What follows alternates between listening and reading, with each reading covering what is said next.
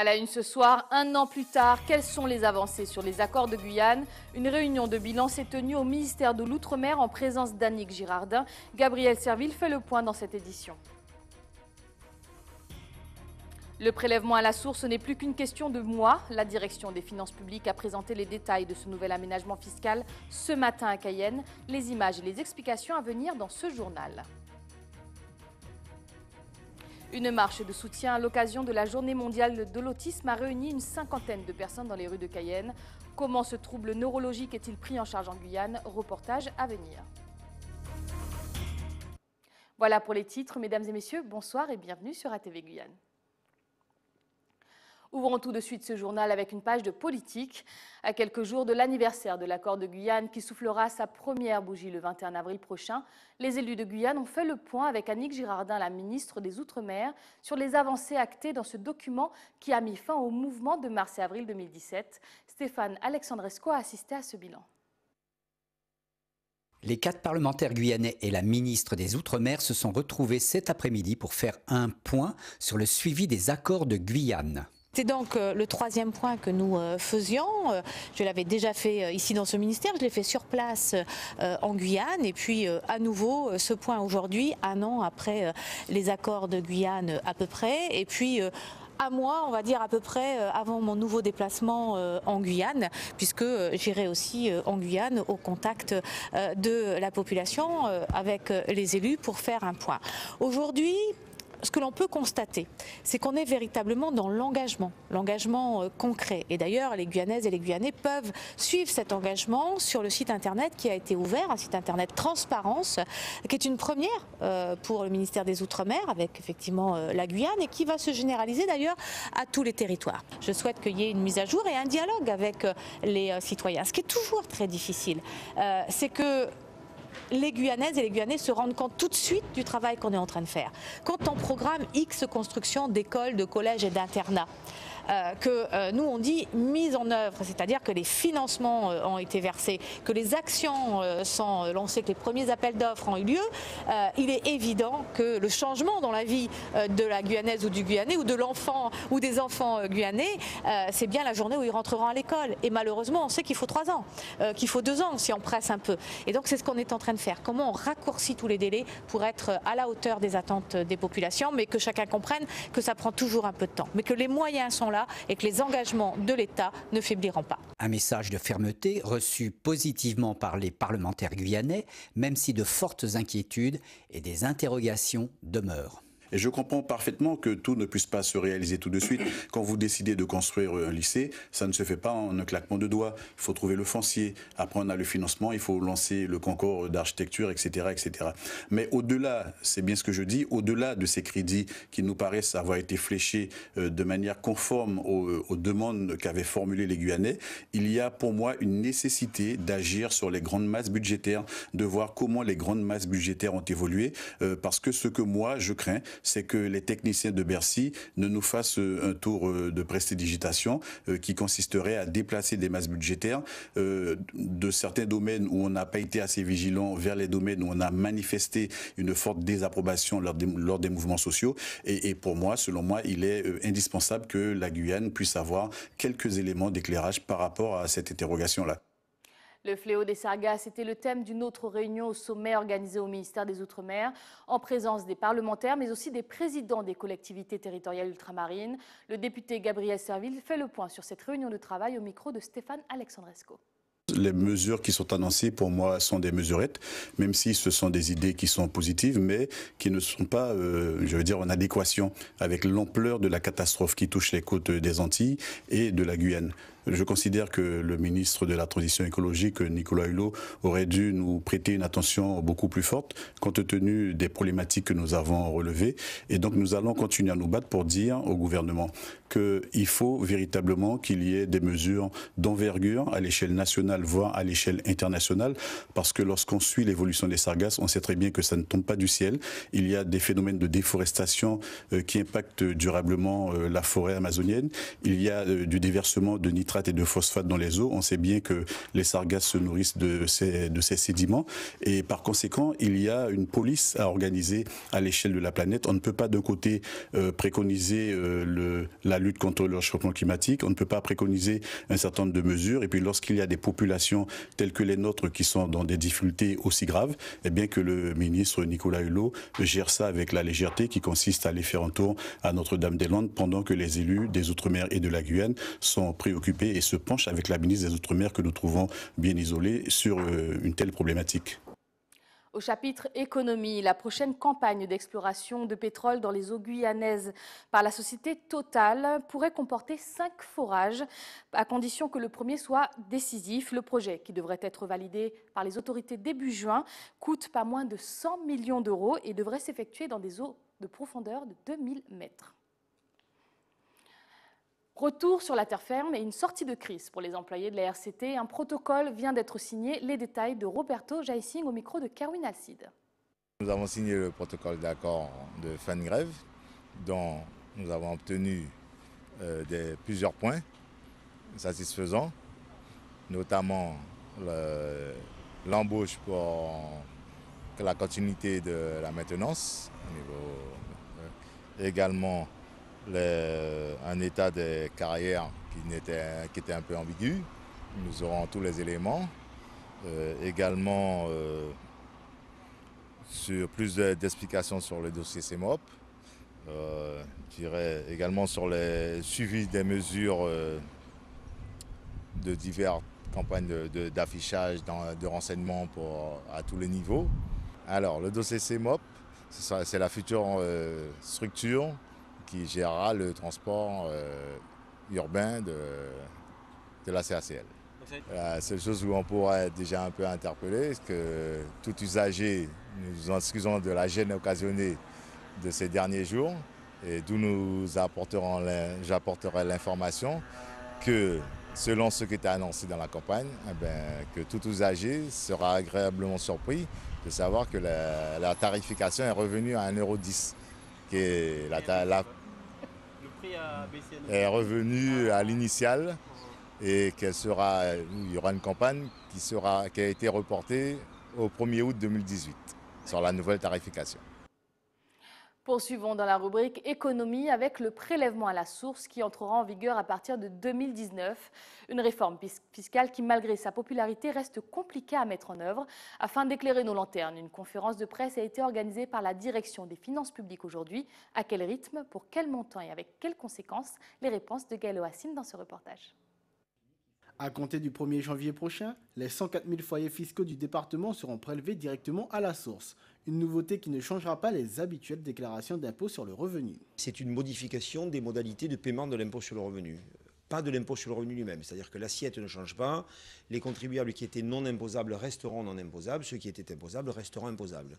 À partir du 1er janvier 2019, effectivement, l'impôt sera prélevé à la source, c'est-à-dire le plus souvent par l'employeur pour les salariés, par la caisse de retraite pour les retraités, par Pôle emploi pour les demandeurs d'emploi et par la direction des finances publiques pour les professions libérales. Si vous optez pour une déclaration en ligne, vous aurez directement le montant de votre impôt prélevé à la source dès la fin de votre déclaration. Les usagers sont fortement encouragés à déposer leur déclaration par Internet.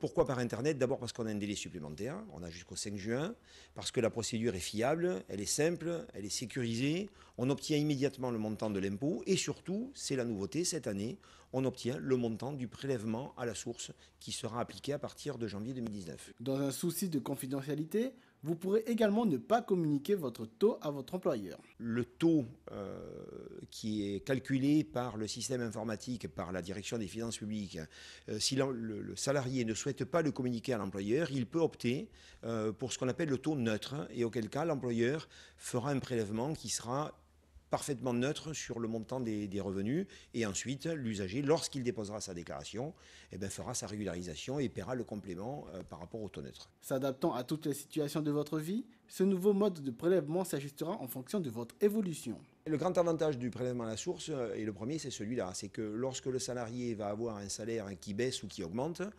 le montant du prélèvement va donc s'adapter en temps réel aux revenus du salarié. Après, vous indiquiez les spécificités de l'outre-mer, vous pensez à l'abattement lorsque le domicile est situé en Guyane, ou les réductions d'impôts. Tout ça sera pris en compte d'une part dans le calcul du taux, et après, lorsque l'usager déposera sa déclaration, avec des réductions d'impôts, elles seront automatiquement prises en compte. Ça ne change rien à l'assiette de l'impôt sur le revenu. En Guyane, le prélèvement à la source concernera un Guyanais sur 4. Pour rappel, seulement 24% des foyers fiscaux sont assujettis aux impôts sur le revenu. Il ne faut pas juger un livre à sa couverture, un conseil qui n'est pas forcément facile à suivre dans le monde du travail. Les étudiants de l'IUT de Kourou ont eu à cœur de briser cette idée reçue et afin d'encourager l'insertion professionnelle des jeunes du village chinois, un job dating a été organisé sur les lieux. Jonathan Lariot y a assisté. Les jeunes du village chinois ont choisi de ne pas louper le coche ce matin. Dans leur maison de quartier, ils sont déjà plusieurs à converser avec plusieurs organismes de formation. L'initiative semble très appréciée. C'est les meilleures choses que je vois depuis de longtemps ici en ville chinoise. Mais je viens pour chercher les formations parce que mes camarades me disent qu'il y a beaucoup d'opportunités, d'emploi et de formation aussi. Je trouve que c'est très intéressant puisque le village chinois c'est un village en particulier. Après dans d'autres quartiers ça reste intéressant, surtout le fait qu'il y a beaucoup de jeunes qui sont à la recherche d'emploi ou de formation et qui ne sont pas souvent au courant, qui n'ont pas l'occasion de faire la démarche d'aller chercher eux-mêmes.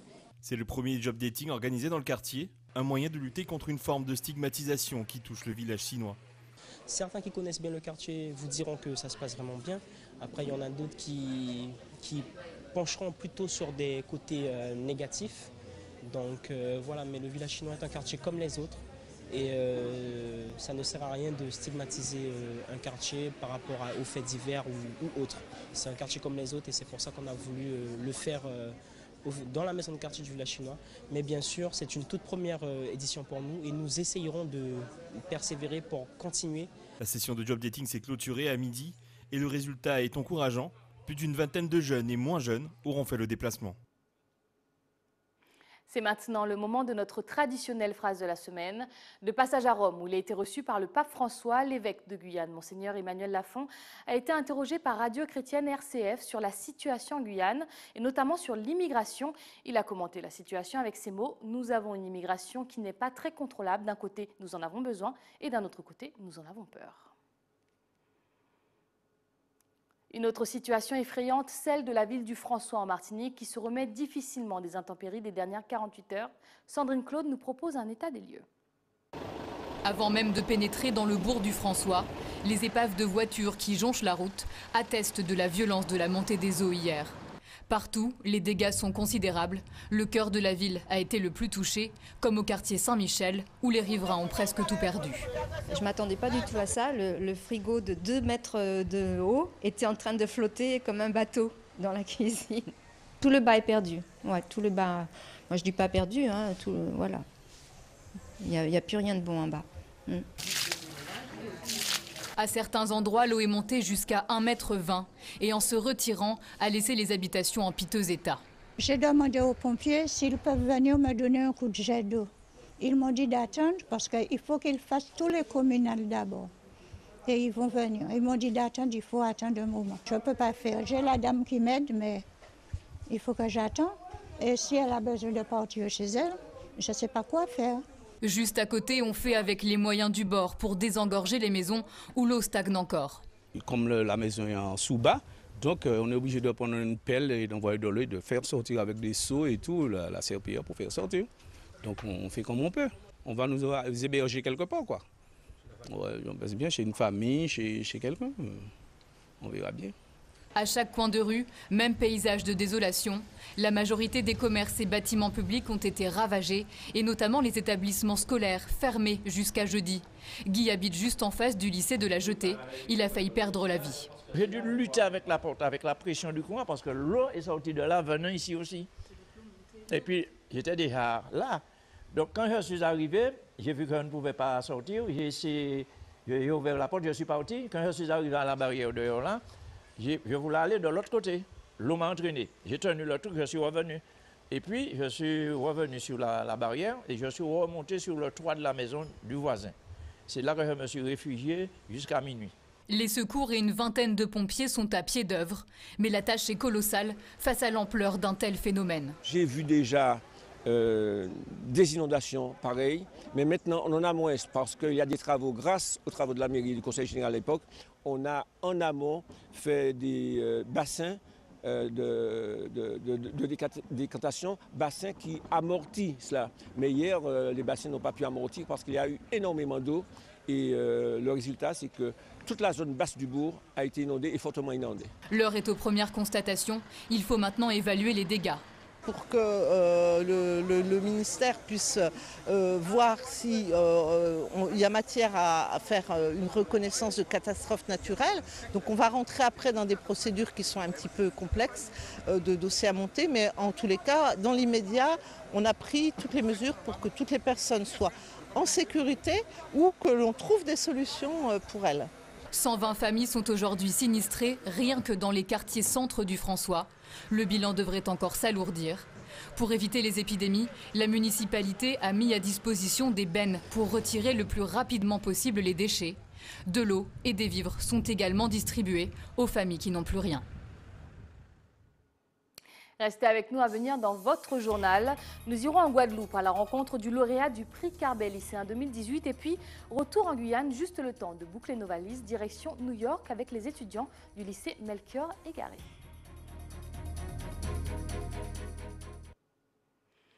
Mais avant de décoller, rencontre avec l'ADAPI et d'autres associations dédiées qui, à l'occasion de la Journée mondiale de l'autisme, ont organisé cet après-midi une marche au départ de la place des Amandiers. Objectif, attirer l'attention sur ce trouble du développement neurologique qui toucherait près de 400 enfants en Guyane. Ayodeé Germa s'est fondu dans le décor.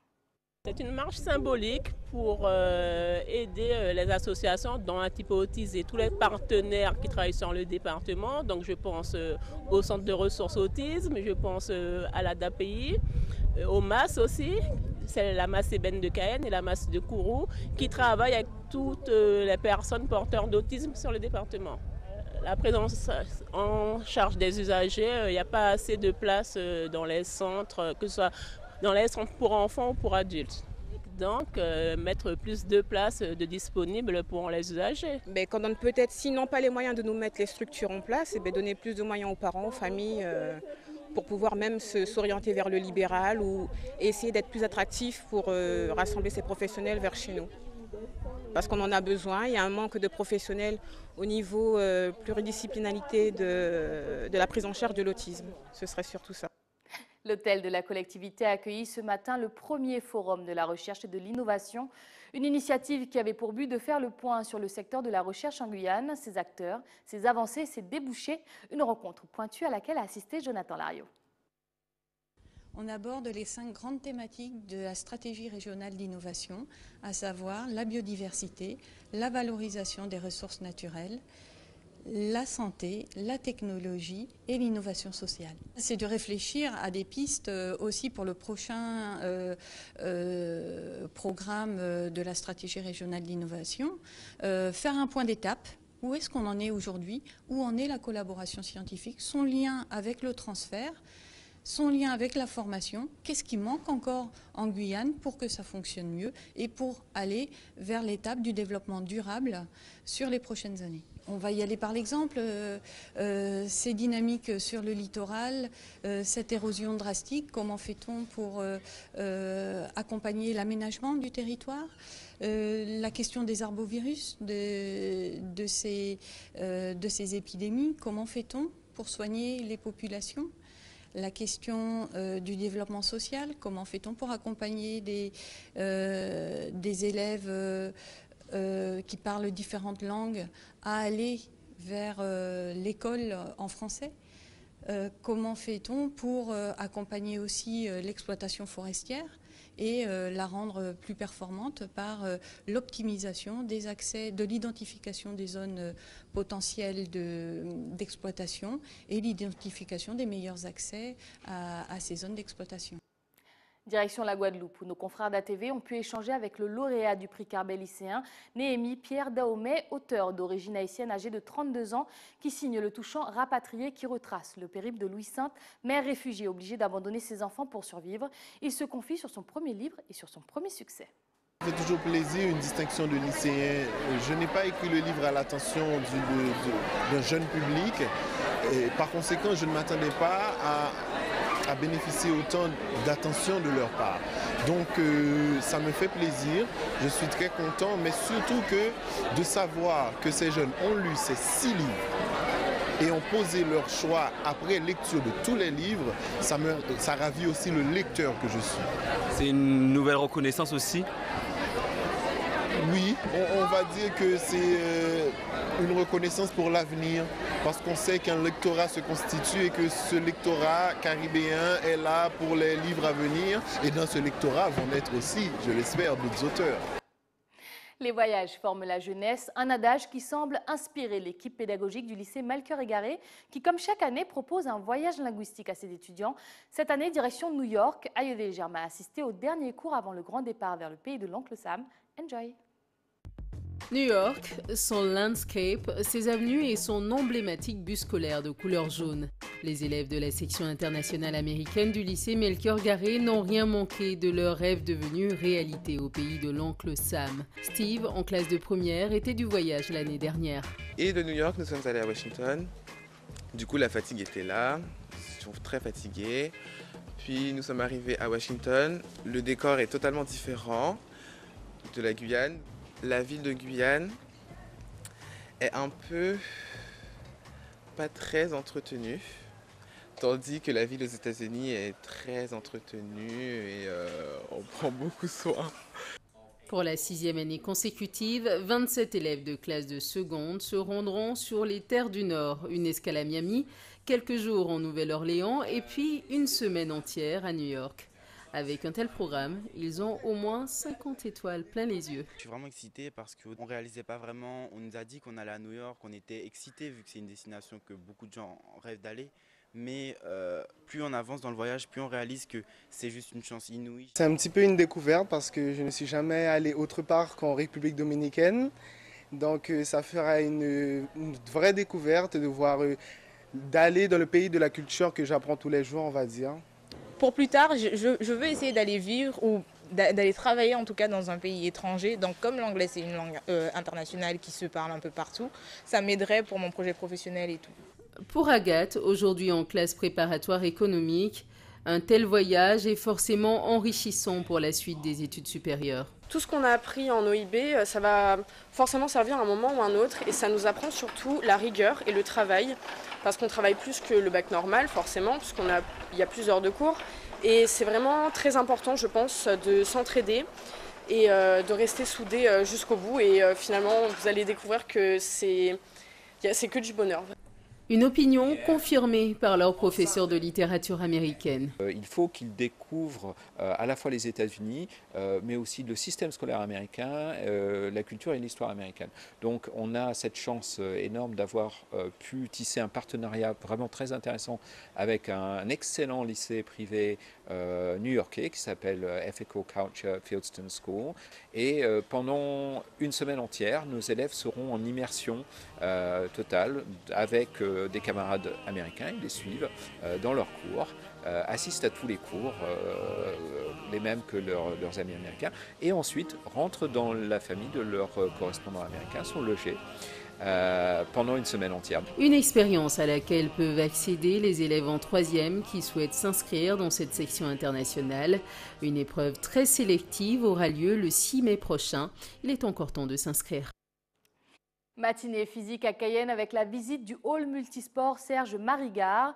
Inscrit dans le projet de développement et de rénovation urbaine de la capitale, cet équipement sportif pourra accueillir des compétitions de basket, tir à l'arc ou encore volleyball. Visite guidée dans les pas de Gaël Oassim. Situé à proximité du centre-ville de Cayenne, le hall multisport Serge Marigard s'élève dans le paysage urbain de la ville capitale. Doté depuis l'an dernier de 2 terrains extérieurs, cet espace sportif pourra accueillir en son sein la pratique du basket, volley et du hand. Une nouvelle structure qui devrait en ravir plus d'un. termes d'équipements sportifs, on part toujours de manque de structure sur la Guyane, mais aussi au niveau de la ville de Cayenne. Quand on voit le nombre d'associations sportives, que ce soit sur le basketball ou le handball ou le volleyball ou les autres disciplines, on sait qu'on est en manque de structure. Il y a des besoins qui croient chaque année, notamment par rapport à la jeunesse. Donc voilà, donc il y a vraiment une nécessité d'augmenter l'offre de pratiques sportives sur le territoire de la commune de Cayenne. Badminton et tir à l'arc seront pratiqués dans ce local. La jeunesse guyanaise pourra s'enorgueillir. Nous sommes en train de voir pour étendre un petit peu les possibilités sur cette structure, comme par exemple l'activité badminton, puisqu'il n'y a pas vraiment de structures, en tout cas municipales, qui sont en capacité d'accueillir ce type de pratique. Et nous aurons également du tir à l'arc.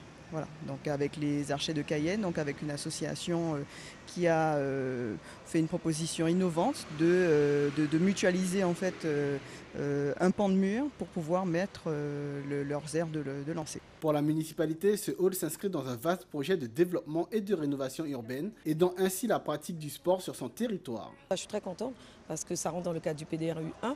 C'est une belle réalisation et si nous sommes là aujourd'hui, c'est simplement pour faire le point du chantier et puis pouvoir déjà envisager la livraison, en tout cas la mise à disposition des clubs. Vous aurez la réalisation de halls couverts, également la rénovation urbaine.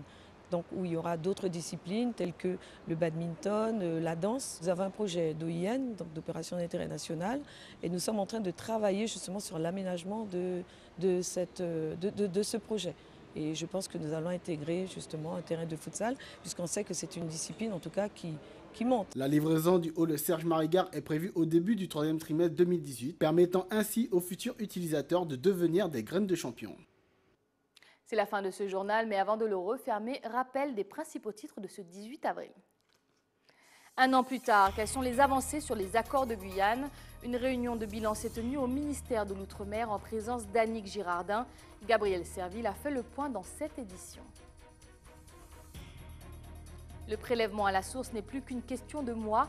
La direction des finances publiques a présenté les détails de ce nouvel aménagement fiscal ce matin à Cayenne.